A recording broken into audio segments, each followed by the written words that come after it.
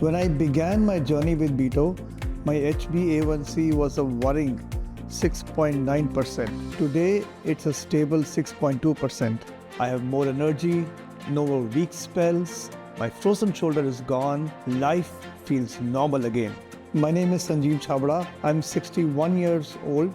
Around March 2022, I experienced weakness, frozen shoulder, and then the need to have more water. I had my annual checkup done and the diagnosis was final. I had diabetes. I started off my treatment and after a point I suffered from hypoglycemia and I realized my guidance wasn't right.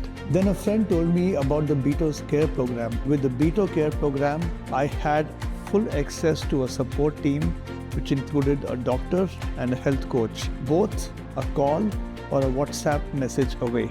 My coach reviewed my diet and helped me understand how specific foods spike my blood sugar levels. About my doctor, he told me that if I could get my weight down, then I could manage my diabetes better. I made sure that during lunch hour, I went for a 45-minute walk every day. If my sugar reading came high, I would get a call from the doctor even on a Sunday. Who else does that?